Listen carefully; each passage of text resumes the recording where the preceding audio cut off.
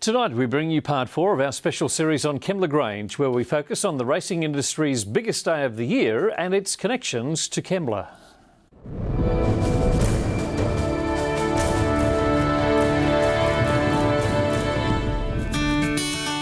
Kembla Grange Racecourse is a flood of noise and colour on its biggest race day of the year. It's Melbourne Cup Day at Kembla Grange, and while we're 800 kilometres from Melbourne, all the colour, the hype and the action has found us here. The once-a-year punters have made their way through the gates. They're dressed up, they're cashed up, and like the owners, the jockeys and the trainers, they're all after one thing today: a winner. Kembla has been a springboard for many group winners and a couple of Melbourne Cup champions. One Melbourne Cup winner who started his career, and that was Blue. And he didn't win his maiden, he got beaten in his maiden at Kembla Grange and went on to win the Melbourne Cup a number of years later. Other Cup winners include Toparoa, McDougall and Evening Peel. We have an honour board in there where we highlight any horses that win their maiden at Kembla Grange and then go on to win Group 1. And we're running out of room on the wall. Jockeys too are attracted to the region. Wayne Harris rode 1,500 winners before finally hitting the jackpot on Jearn in 1992. But it's Jearn for the Melbourne Cup. Jearn is well clear and Jearn wins the race by a length and a half. Paris Liner. And as you'd expect, the win was an emotional one.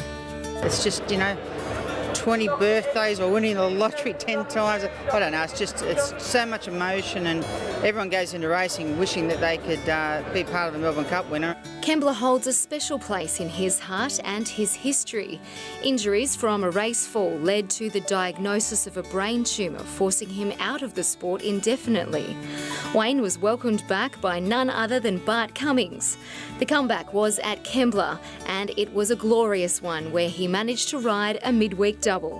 After one of my brain tumours, my first day back was here, and I had 2 rides for 2 winners, and it was just another magical day. Retired from racing, he's still a regular on the Melbourne Cup Trophy Tour and is at the Kembla track for each meeting.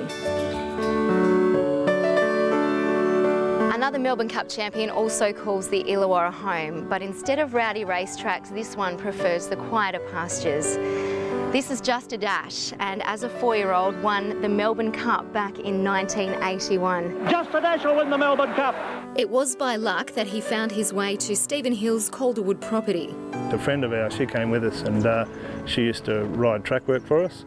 And she went away to become a police lady, and Just a Dash was there to be a police horse at the same time.